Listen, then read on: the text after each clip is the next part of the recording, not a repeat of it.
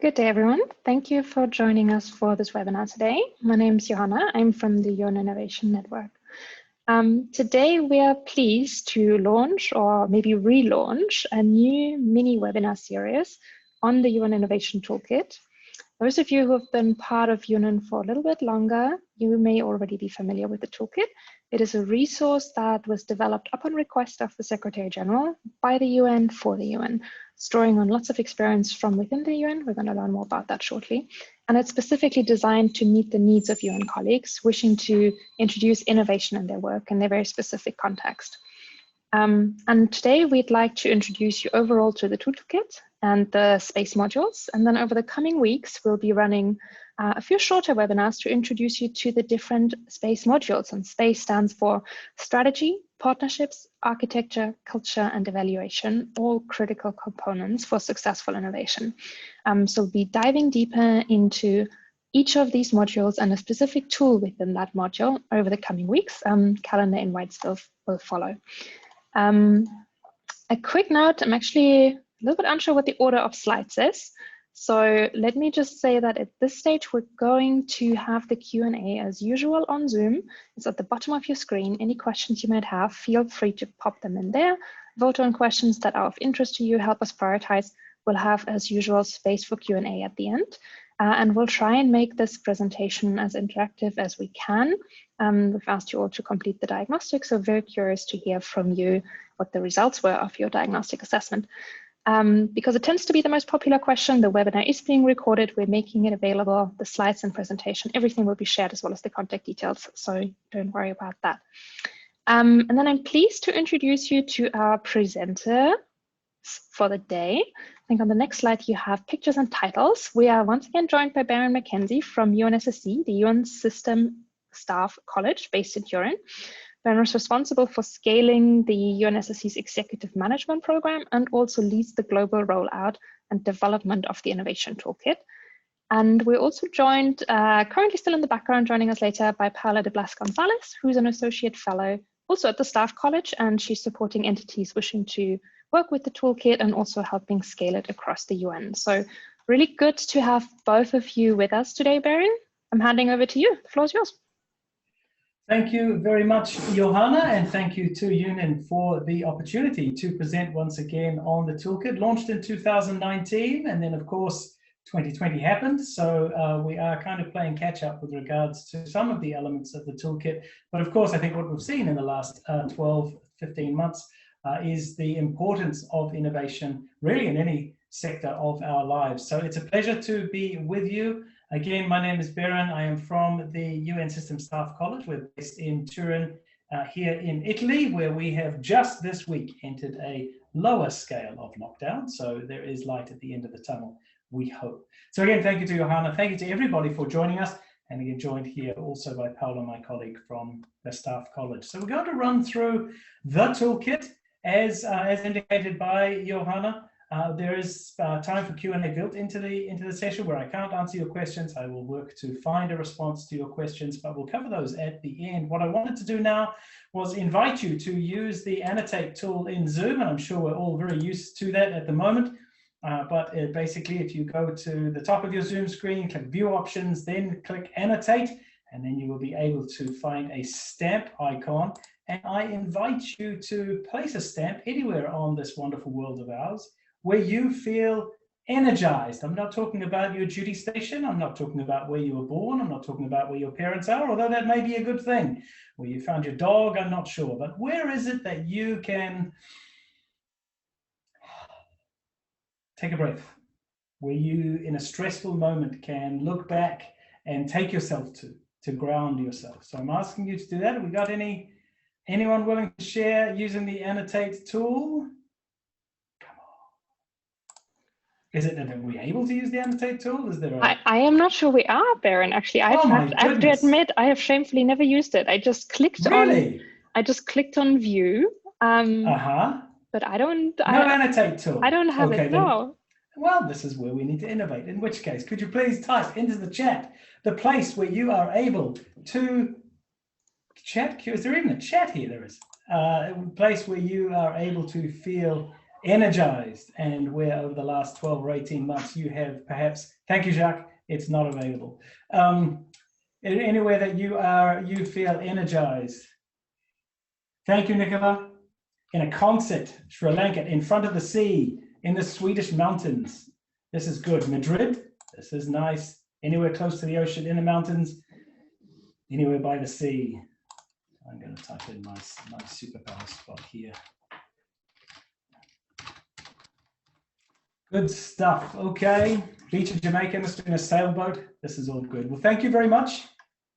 This is good. Okay, so this is good. In the spirit of us feeling energized and feeling safe, let's move through the presentation. So the UN Innovation Toolkit, as introduced by Johanna, was developed at the behest of the Secretary General and launched in late 2019. It was launched in Madrid at a session convened by the Spanish government. And here is a chance for you, for those of you who have not witnessed it, have not been there, feel free to simply follow that QR code or go to un-innovation.tools/register, and this will open up for you. Now, one thing, while the toolkit was developed by the UN for the UN, as indicated by Johanna, it is in fact a common good. It is open to anybody across the globe to engage with and to utilize, because realistically we're looking to bring about a common language around innovation. One of the key elements that we see when we talk to people within the UN and indeed some stakeholders and partners outside the UN is that increasingly people are being told to be innovative. And they're being told in their TORs, their PDRs, their job descriptions, be innovative. And that's where it stops. And so it's very, very difficult for people to scope that. It's very, very difficult to contextualize that, because if you go onto Google and you type innovate, you get a gazillion responses. And it's very difficult to decide on connections between your own reality, to scope within your own resources, what you are able to do within the economic sphere that you have, the political sphere that you have, any sort of capital that you are working with. And so the idea behind the toolkit is that it starts to break down this very big and often intimidating idea of innovation into units, which is where we have these SPACE, strategy, partnerships, architecture, culture, and evaluation elements of the toolkit, where it's breaking down into actionable units and scopable units, so that you are able to have conversations. You're able to have conversations with yourself, with your team, with your unit, with your organization, with your partners, with your stakeholders, as to what is innovation? What can innovation mean to be? What does innovation mean to us? Even a definition of innovation is often very difficult to agree on. So this is something that the UN Innovation Toolkit tries to outline. Now, as it says here, developed by the UN for the UN, case studies were brought about by any number of UN agencies, and we have some of the logos here. So what you can see is that we've brought in case studies, and this was really driven by Johanna and by UN, really reaching out to the network to get good practice and to listen to stories of innovation that are being dealt with, that are being utilized across the system. We get this insight as to how is this done in the confines of the system as they are, but also how is it that people are scoping and contextualizing similar ideas for their own realities. And so the toolkit places a very heavy focus on case studies from within the UN, and it also provides worksheets for you to be able to sit down, have those conversations with yourself, your teams, your partners, and see what is it that you can do and how you can track this path. It is a living resource. We are at the UNSSC are developing learning around the toolkit and are looking to engage with partners from across the system. We are open to communication with people who are mainstreaming the toolkit, utilizing the toolkit, and we are looking to, in the future, develop new tools and to scope as well. So just to share, one of the partners that we have been working with to date is the UNWTO. So let's have a quick listen.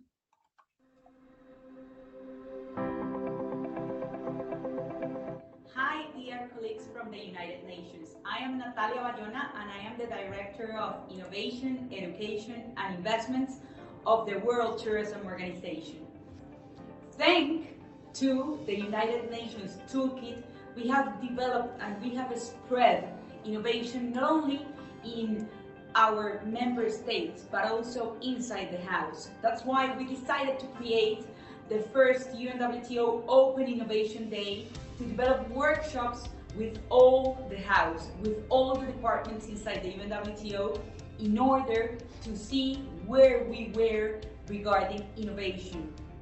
We got a lot of fun, but the most important thing is that we developed a strong time framework where we were trying to develop different type of things as UNWTO dashboards with big data, startup competitions in order to foster innovation, investment projects focused on green and new technologies, and of course, developing innovation in education by building the first UNWTO online academy powered by IE University. Thanks to the UN Toolkit today, when I received the results from the CEB regarding innovation, digital transformation, and data analytics, I have to say that the UNWTO is on the leaders area, so that makes me proud of myself, of course, of the team, and of course of the UN Innovation Network that has been helping us to improve and to develop a better, sustainable, modern, and inclusive tourism. I have to say that using the toolkit have helped us, especially on building new partnerships and building public-private partnerships for good, and using the space model has helped us to empower innovation and to make it part of our new normal. Thanks a lot and enjoy the journey, and let's keep innovating inside the United Nations. Okay, so just an example there from UNWTO, from Natalia, one of the real champions of the toolkit, as to how she has been working with her team to mainstream, clearly both internally but also externally, as to what innovation can mean, how do we scope for our own realities. And of course, we at the UNSC remain available to engage with anybody from across the system who is mainstreaming the toolkit like this, seeking to mainstream the toolkit like this, and we can work to share your story and make connections as well. Let's move on and see a little bit more about the toolkit. Now, when I talked about the definition of innovation, this is one of the coolest definitions I have seen, and it comes from the top, from Antonio Guterres.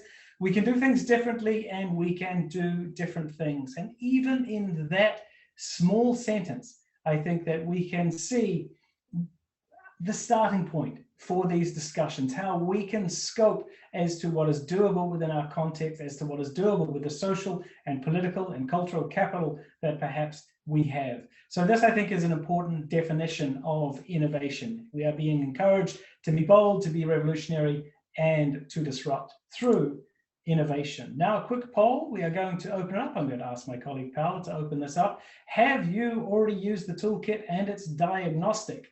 So let's have a quick look. There should be a poll in front of you.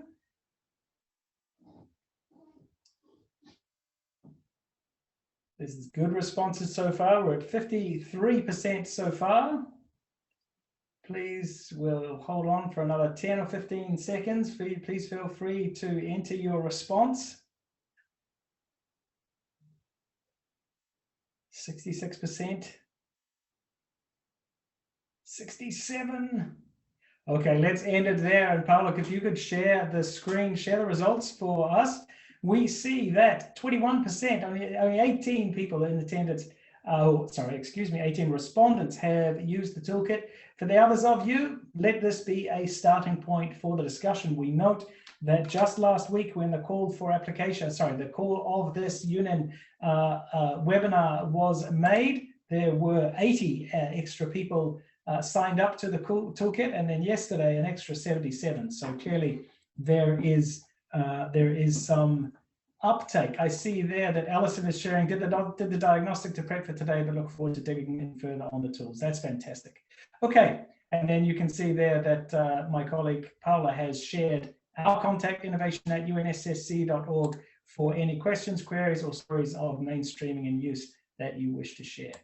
Let us just open up here. One thing that I do need to highlight as well is that the UNSSC, as the repository of the toolkit, is also developing free and open online learning modules focused on innovation. You will find here there is a free course on our Blue Line platform. My colleague Paula has just shared the link. Otherwise, scan this QR code, and you will have access open to anybody from across the UN system. Free access to that learning program around Introduction to Innovation. And next, the focus of today, the Innovation Toolkit and its main features. So we can see here, as has been discussed, the pillars of innovation are opened up to 5: SPACE, strategy, partnerships, architecture, culture, and evaluation. A chance for us to break up again these really big ideas around what innovation is, what it can be, and decide how it is that we can tackle these as teams, as units, as organizations. So strategy, you will see here, the strategy module allows us to chart a course for innovation within our own teams, units, organizations. Partnerships, clearly a critical element of innovation, and only going to get more critical as we emerge into whatever the post-COVID landscape looks like. I think there we can see about value propositions. We're talking about identifying, engaging, and managing innovation partnerships. That was alluded to by Natalia in her comments as well. Clearly something that she has really mainstreamed with her team at the UNWTO. The architecture model is a little more internal, so having to look about how can we work to systematize innovation efforts. A lot of times we see that innovation is happening in pockets amongst teams, units, organizations. How is it that an organization can structure itself, or a team can structure itself to better systematize these, so you can make better decisions around how you can track, how you can support, propose this innovation. The culture tool looks at how we can celebrate and learn from failures, how we can engage governing bodies, how is it that we can manage up around innovation, and then of course evaluation is about evaluating your innovation efforts. We do have the diagnostic tool featured here as well, but I am going to leap straight into that, because if I click here, I can show you the diagnostic tool. I will restart. So the diagnostic tool, and I won't go through the whole process, but some of you have seen this. This is the first screen that you see when you open the toolkit the first time. You have the option of taking this 27-question diagnostic from the viewpoint of teams, units, or organizations. In general, we're seeing people take it from the level of a team. And then there is a question, the first question. My team knows what resources and capabilities we need to achieve our goal. You can then decide whether you agree with that or not. I'm going to agree with that. My team has a clearly defined set of goals for innovation. You'll see as you work through these questions that each of these is a start point for a conversation. It's a starting point for a conversation within yourself if you are in the position of leading or managing or driving innovation, but also it's a start point for engagement with teams or units or even with partners and stakeholders as to,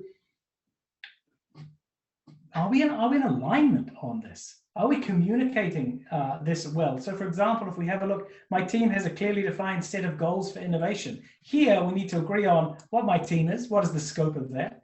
What does clearly defined mean? For whom? Is it timeline-based? Is it resource-based? Goals, we need to figure out what is the timeline behind these goals. And then of course, we need to also identify what is innovation. So we need to understand that each of these diagnostic questions allows you a starting point for a conversation, allows you to delve deeper with your teams, with whomever it is that you are engaging in this process with, so that you are able to really start understanding the opportunities that exist. So you can see here, you can go through, there are different questions here, the goals of the team, innovation drives, specific activities. I'm going to go very, very quickly through this. You can go through this in your own time. It's 27 questions, but I'm going to go through and just show you how this works for those of you who have not been through this. Once we get to question 27, whoops, we then have to log in again. Perhaps I'll just move on, because I'm going to be outlining what we're seeing from the diagnostic. Anyway, I'm going to roll with this. So what we see from in the diagnostic process is the system-wide strengths and the system-wide weaknesses that have been identified. The responses that you get at the end of the diagnostic process outline strengths of your team or your unit or your organization, whichever perspective you have taken. Outline also some of the weaknesses that you may have, and then critically link to some of the tools that are available for you to scope around some of those strengths, to celebrate some of those strengths, to mitigate some of those weaknesses. Now, from the diagnostic, this is an aggregate of the over 11,000 users that we have had to date for the toolkit, and this is across the UN system. We are seeing strengths, considering trends, understanding capabilities, designing for end users, diversifying partners. Generally, we're pretty good at that. But as a system, sourcing ideas, how do we work to take ideas that are perhaps working as small innovative engagements? How do we work to scale that? How do we build scaling from the start of a process out? Evaluating the enabling environment, so that ties to our culture discussions, and then crucially also monitoring innovation. This ties also to how do we tell stories about innovation? How is it that we share the process and the progress behind the innovation that we are undertaking? Number two, second poll, what is your innovation profile? So for those of you who have taken the profile, have taken the diagnostic, we invite you to share what you are seeing.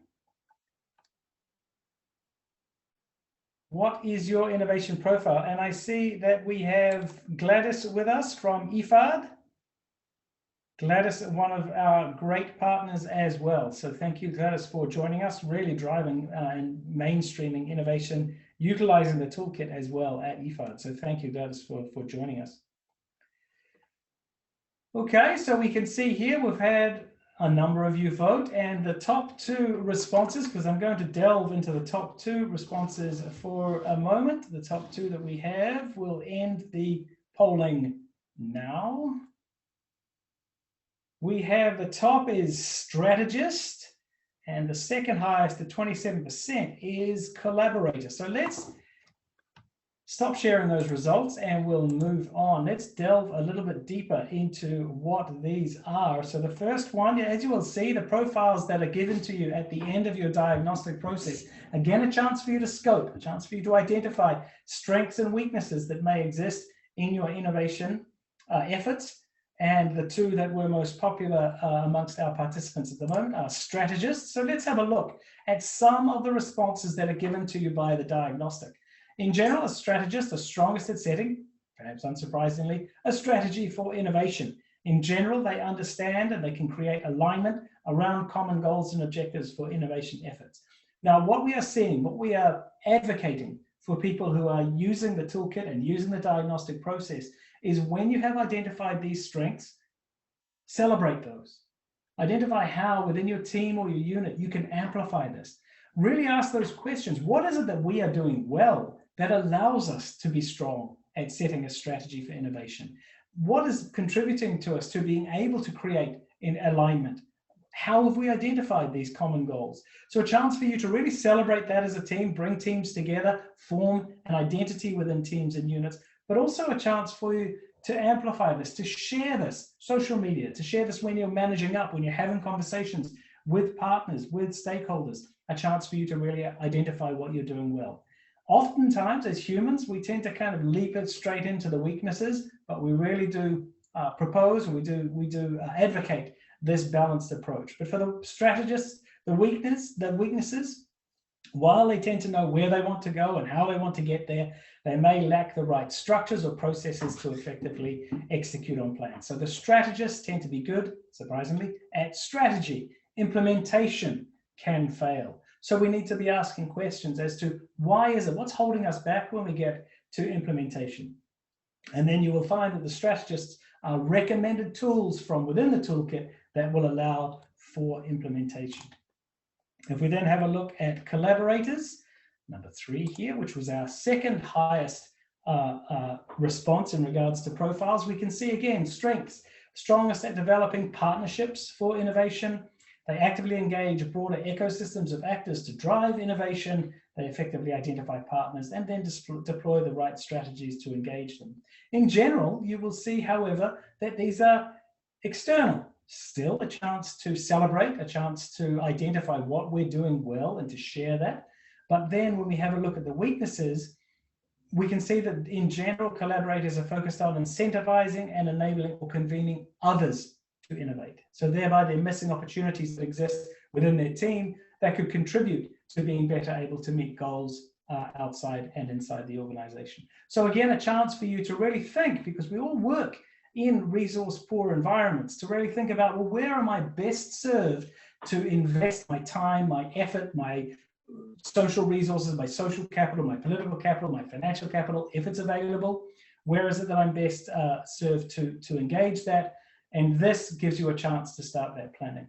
Now, one of the really cool things about the diagnostic as well is that it remembers your results. You are able to undertake an intervention, come back, do the diagnostic again, and you can track any different progress that you have made. Okay, so let's move on. I'm going to skip through this. You can have a look at the toolkit. You can have a look at some of these profiles. They are available in there for you. Those were the two most popular from our participants. Now we get to the space. Now the SPACE is this structure that has been identified in the, has been outlined by myself and by Johanna. This is the structure of the toolkit: strategy, partnerships, architecture, culture, and evaluation. Again, a chance to break down big ideas around innovation into units. Now, which module, which of these do you think has been the most popular most popular to date? So the number of people that have utilized the toolkit, which is the most popular pillar do you believe that they have engaged with, they have sought information from? People are quick on the mouse. This is good. Quick on the clicking. Keep it up. We'll give you 10 more seconds.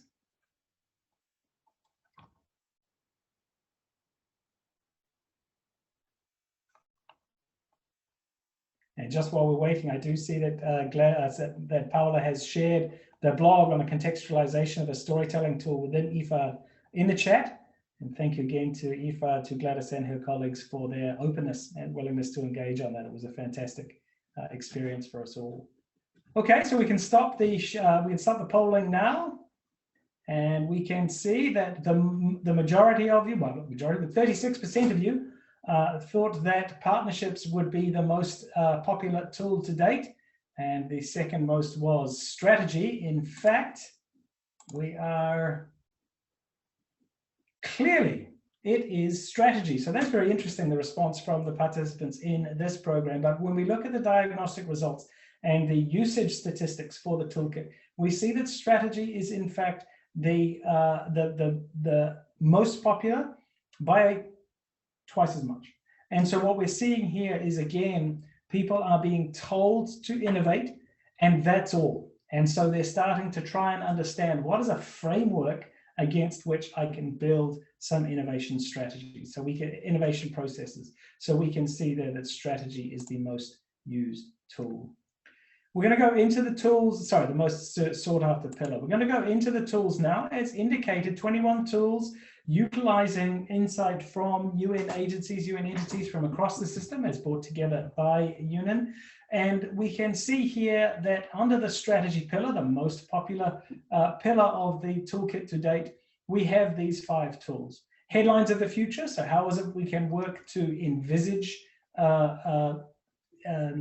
innovation and our role in that. Scenario blueprinting, ecosystem analysis, where do we fit? And so what can we offer? And then portfolio strategies. The most popular, which is why this is giant in the screen, the most popularly accessed tool to date is the Innovation Planner. So if I click on this, we can see that the Innovation Planner tool helps users plan for the execution of individual innovation projects and then identify gaps that require additional resources or innovative solutions. So it's kind of that start point. It's a proof of concept so that you can scope an innovation intervention, undertake that, and then really reflect on lessons learned. So if we have a look at what you will be doing in that tool, you create an innovation inventory, you create a roadmap, you create a resource plan, and that then outlines to your team what is our best path forward. Now, as I mentioned at the start, each of these tools, and you're welcome to obviously download these tools, to share these tools, please do get your stakeholders, your partners on board with this. because within that tool is not only the step-by-step process and outline of what you can do, what is proposed, what is recommended in this instance, along with insight from UN entities and case studies from UN entities, you are also able to download a worksheet. And that worksheet is a specific process that you are able to undertake with your teams and units around contextualization for your reality. So there is the tool as it exists, but then a worksheet for you to really start conversations and engage around what is doable. Now, I need to just highlight, and I realize that I am going a little long here on this, but I do need to highlight and acknowledge, yes, the tools are PDFs. Interestingly, there was some pushback at the launch of the toolkit that these tools were available as PDFs.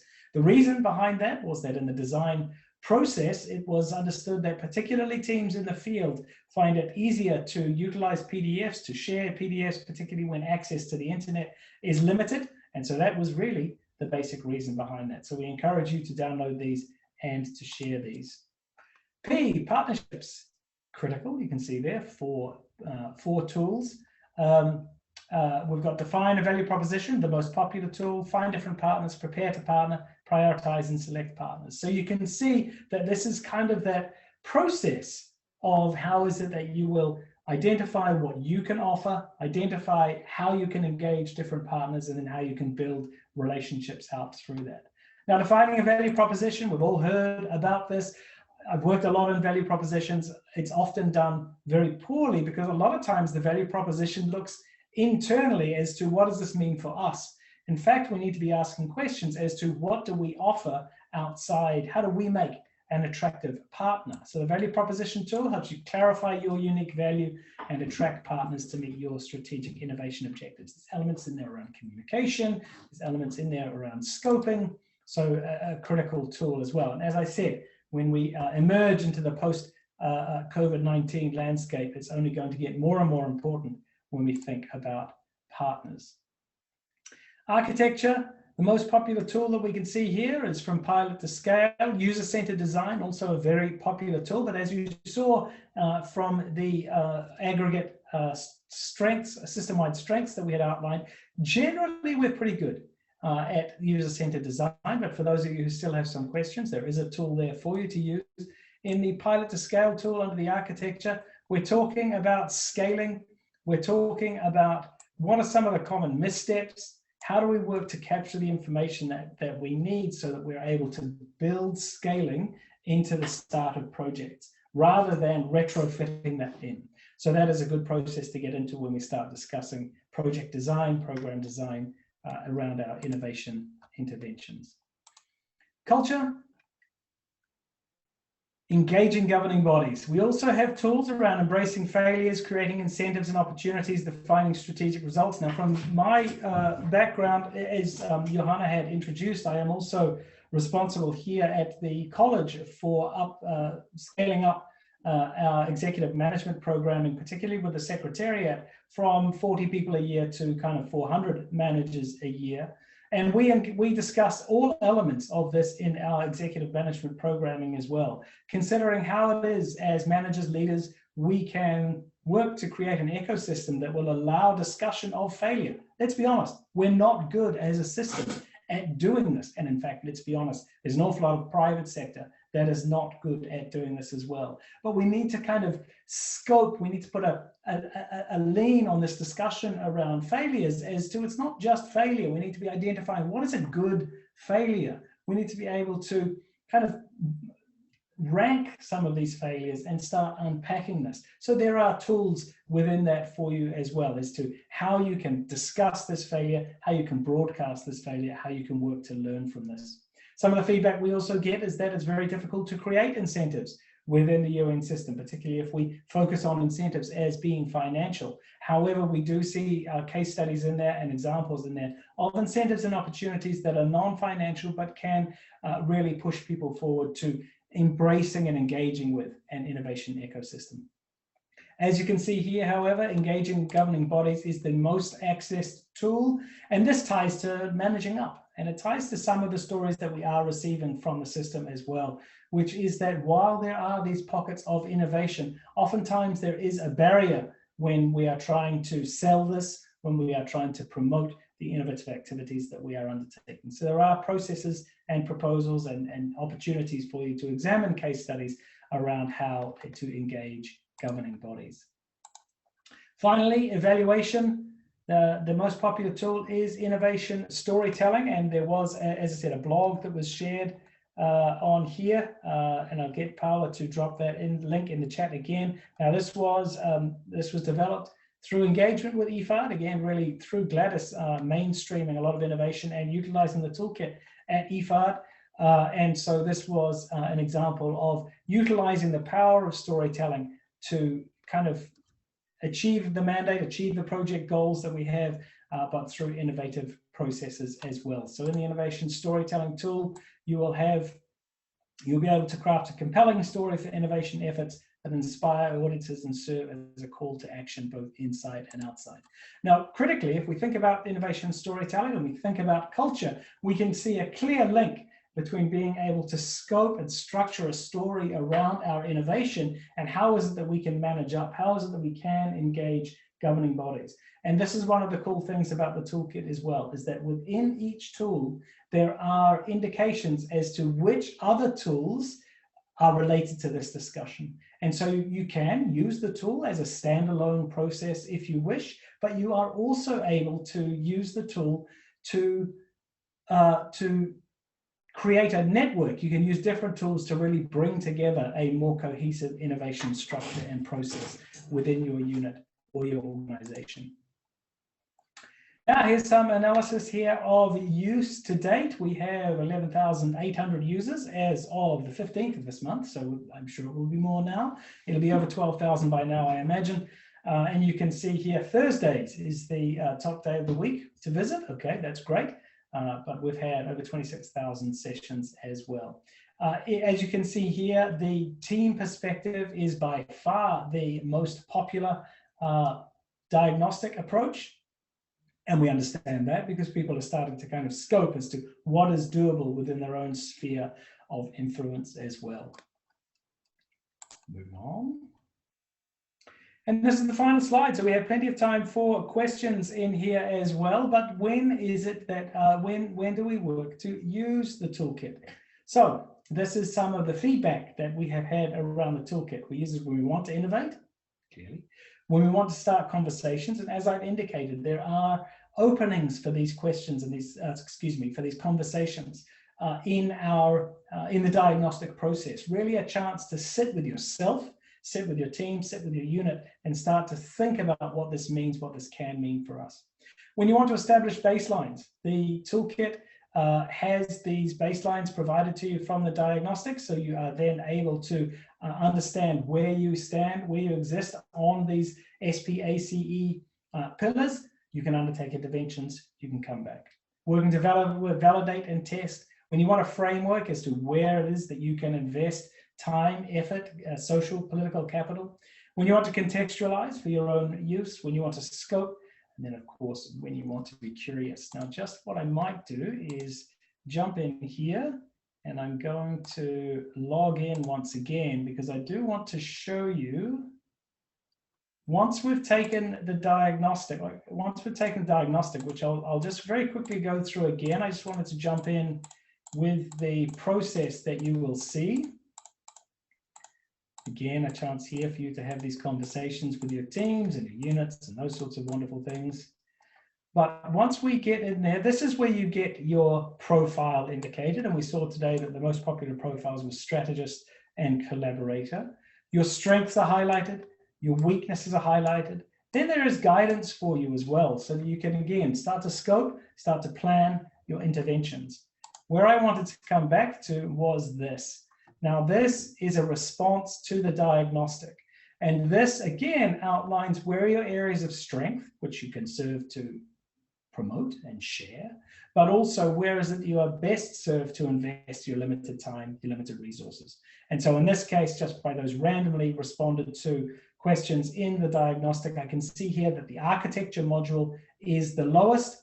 There are indications here about strengths and weaknesses for each of these. But if I click on recommended tools, I get access to all of the tools that are open in the toolkit, developed by the UN for the UN. But then critically also at the top here, I have these recommended tools, which are based on my diagnostic. They're based on the strengths and the weaknesses that have been identified through my responses. And so here we can see that we've got access to the ecosystem analysis tool, portfolio strategy. And so how is it that we can work to define our journey? So that is it from me. I will stop sharing my screen and I am available for any questions. My colleague Paula is here with us also. I see that we have Gladys with us, and if we want to put her on the spot, I'm sure she would be able to answer questions as well. So thank you again to UNIN. Thank you to everybody for participating. Open for any questions or comments. Thank you, Baron. Thank you, Paula. Paula, nice to see you. And wonderful to have this introduction to the toolkit, Baron. It is such a fantastic resource, and I just want to say thank you to you. But also, chances are, if you're joining this webinar, your entity contributed in one way to another. So it really is a resource from everyone to everyone. So thanks in a much longer-winded way to you as well. We have a number of compliments coming in, Baron. I'll save the chat. I'll send it to you later. I always think it's nice to hear positive feedback. But first of all, I'd like to give the floor to our colleague, Philippa from DESA. Philippa, the floor is yours. Okay, thank you. Thank you so much. I first saw the Innovation Toolkit actually yesterday. I took the diagnostic, and I actually only realized that I had a profile now when you asked. I'm sorry about that. No, so I have the early stage innovator. But yesterday I went on to explore the tools, and I took so particular interest in the architecture, because from my perspective as a staff member trying to put some ideas into practice, it seemed that one could kind of give me more guidance. But I think that what you were saying, and I do feel that we all need to understand how to, bring these ideas also into the managers and how to get their buy-in. So my question to you is, do you think that this architecture module is that module that gives us more the idea how to bring ideas into projects, like to put them into practice? And also, do you think that we should also at the same time do the other modules to have an idea how to also get the buy-in from the managers, like the strategy, also get the buy-in from the governing bodies and all that? Is there like a strategy to go about with the modules as well from the staff member point of view when you are not a manager? Thank you. It's a really good question, Philippa, and I'm afraid I don't have a satisfying answer, because the answer is going to be typically bureaucratic and say, realistically, this depends on your specific context. But I do understand the question, and I do understand the difficulty in how is it that you can work in this process. I brought up this profile. You said you're an early stage innovator. So the toolkit indicates here that you have you can accelerate innovation by developing the right strategy and structures. So this is a focus on identifying, elevating, and directing your efforts. So that is some of the strengths that the diagnostic has identified for you. Some of the weaknesses, you may have projects here and there, but are not often yet systematically cultivating innovation. You may face or perceive barriers to innovating further. So I think if we have a look at that weaknesses element here, there we can see what are some of the first engagement points that we could consider for an early stage innovator. So one is, how do we identify some of the innovations that are happening within our team, our unit, or our organization? How do we get some sort of systematization around that, even if it's just identifying?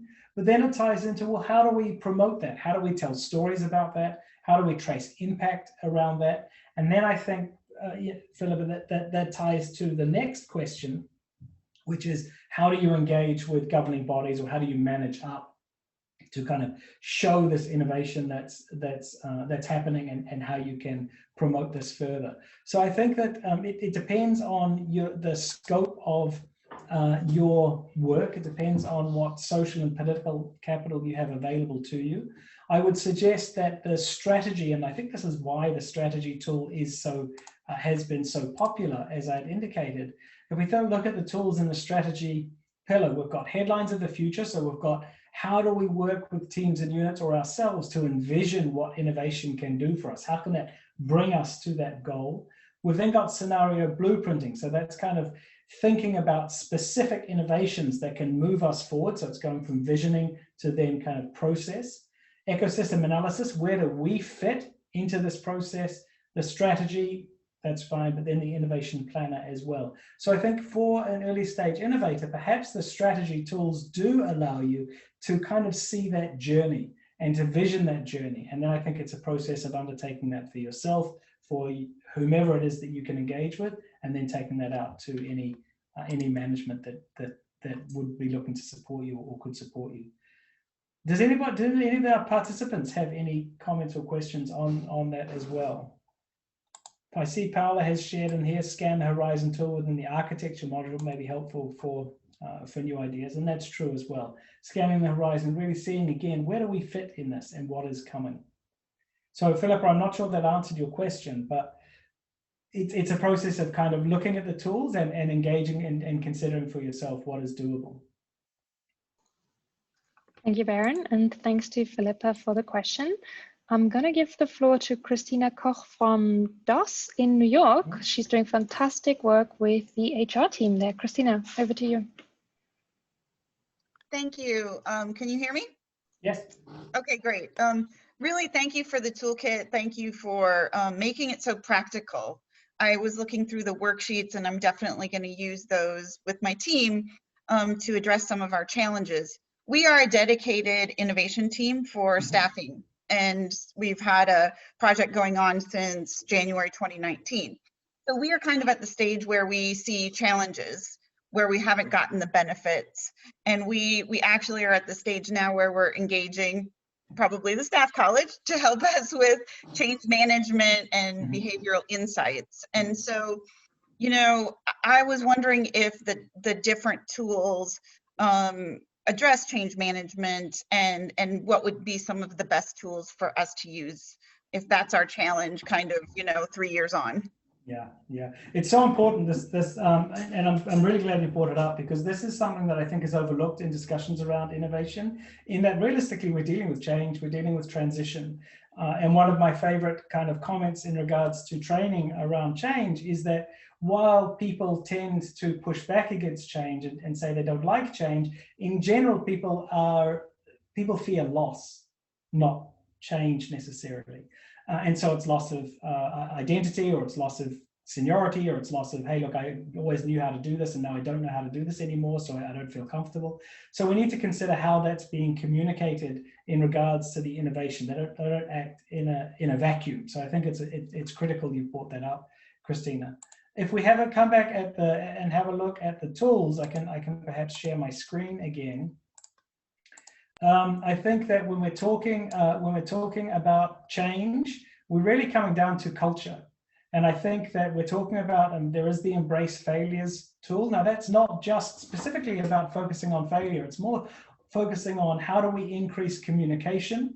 How do we work on developing an environment of, critically, psychological safety, so that people can put up their hand, not just to acknowledge failures, but can put up their hand in regards to questions they have, or comments, or input, or developments they would like to propose. So that idea of really working on a team or a unit culture in regards to openness and communication, I think there are elements within the Embrace Failures tool that are absolutely critical for that discussion. Similarly, also incentives and opportunities, and I alluded to this in my presentation as well. With the managers that we work with, again, we're working with 300 or 400 managers a year, P5, D1 for my program. A lot of the pushback that we get when we talk about creating incentives and opportunities is, I can't give incentives. And a lot of times that focus on incentives is on financial incentives or on promotions and things like that. We understand the difficulties of the system. We understand the peculiarities, the unique elements of the system that preclude that. So within this create incentives and opportunities tools, there's discussions around, well, what can an incentive and an opportunity be? and how is it that we can really work with that target audience to identify what is an incentive for them that perhaps we haven't thought of. So I think that is something there that I mean, certainly there's other tools as well, but I think those two tools and really a concentration on the culture of the organization is something that would be, I think, useful for the outline that you've indicated. And of course, we remain open at the college to discuss further. Thank you, Baron, and thanks, Christina, for the question. And she's been cited a couple of times. We're now going to Gladys with IFAD in Rome. Gladys, welcome. At least I think it's you, CDI IFAD Innovation. Hi, thank you, Johanna. Yes, thank you so much. Just very quickly, I wanted to know, how often would you recommend that we run the diagnostic pairing? We were thinking to run it again in more or less around the time that we do the CEB survey again. So would you recommend 12 months or less than that? And then the next question is, how can we recognize the people that are pioneering the toolkit within our organizations? Thank you. Yeah, I think that's really important. In fact, what I'll do is I'll try and respond to your first question, and I will open up, please, the chat to people, to the audience. How is it that you can recognize people who are moving and shaking within your teams, who are pushing forward things in your teams, understanding the difficulty in regards to incentives that I've just outlined? So please feel free to put in the chat here how you can see, how you could promote recognition for people being innovative. But in regards to the diagnostic, and again, it's not a helpful answer, Gladys, I'm sorry, but it really depends on the interventions that you've designed. Now, it kind of ties into what Christina was talking about as well, as around transition and change. And we realize that that takes a long time. So it depends on the scope of the intervention that you have designed and how long realistically it takes for people to kind of go through the transition, go through the curve of, this isn't happening, I'm going to bury my head in sand, okay, maybe this is happening and I have to do something about it, and then finally it's the new normal. So there is a bit of specifics in there as to the scope of the intervention. But I would suggest that if it's at a team level, then you could come back every couple of months and really start thinking about what does, particularly when we're thinking about the culture of our team, what does innovation mean to us and what opportunities do I see available to us? I think at that level, I would suggest that you come back every couple of months and it's a chance to have a conversation there. If it's more out to the level of a unit and there are specific interventions being put in place, it would come back to the timeline of that intervention. And then it would be, you know, however long it is that you would expect that behavior change to have taken, then perhaps come back to the diagnostics. So again, not a super constructive answer, I'm sorry, Gladys, but I think it really does depend on the scope of the intervention that you are planning. Thank you, Baron. I'm an economist by training, so the answer, it depends, naturally appeals to me a lot. This works. Just in regards, I'm sorry, Johanna, just in regards to recognition, I see, I'd see no one has shared this, but that's okay. I mean, recognition is interesting as well, and this is scopable too. I mean, at a level of a unit, depending on the personality of the people that you're engaging with, or level of a team, then it could just be simple open acknowledgement within a team meeting, that sort of thing. If people are more reserved, then it could just be a quick one-on-one thank you. It doesn't need to be bells, whistles, and dancing monkeys. But you know, it depends on then kind of the impact of the intervention or the impact of their innovation as well. We have, for example, seen the use of social media. We've seen, for example, people being given space to write blogs, being given space to write articles, for example, based on their experiences, which are then shared on the entity-specific website, social media. But then also we at the Staff College are very open to receiving and discussing some of the mainstreaming, some of the stories of use that are being undertaken for the toolkit, and working to extrapolate, to amplify that through our means as well. We are also looking to incorporate case studies of mainstreaming and of use. And so if that can be seen as a form of recognition, we are more than happy to engage around that and to really share this for the system. Over. Thank you, Baron, and thanks for the ongoing willingness to share. It is so appreciated. I'm going to briefly respond to a question that I see in here twice, and I'm just going to do it for timers, and that's from Yagis and from another colleague.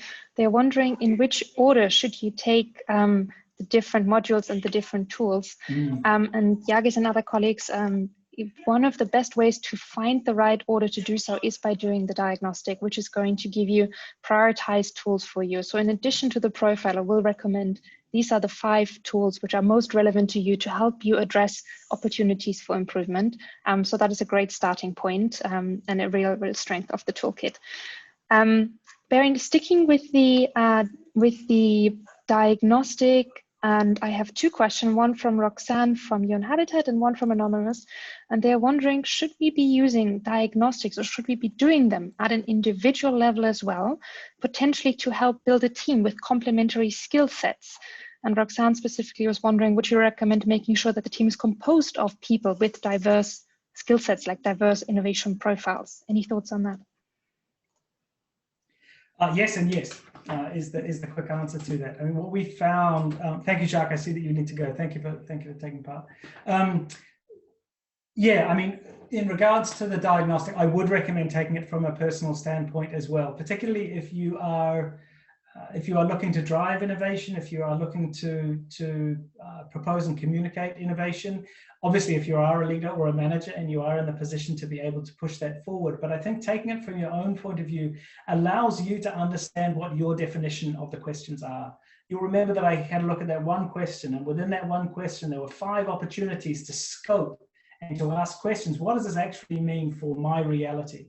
And I think it's important for us as individuals to take that ourselves and then to take it with teams, or to at least compare results. And there is an opportunity, there is a function within the toolkit that you can share your results via email, that sort of thing, with people as well, or you can take it as a team. So to then understand, what does this mean for me? To take it out and say, well, are we on the same page here? Even at a team level, oftentimes the definitions are different. And as we all know, I mean, what's the quote? The greatest illusion about communication is that it's taken place. This is the thing, is that we come into a lot of these discussions with differing ideas that we assume everybody has as well. So a chance for you to test yourself, your own assumptions, a chance then for you to reflect that on a team or a unit level. And then to your question about diverse profiles, absolutely, I think that's critical, because then you're also starting to get or promote this discussion, this engagement around what is doable, what is relevant, what is pressing. I mentioned in my presentation, we all come from resource poor environments. We never have enough time, we never have enough money, we never have enough people. This is known.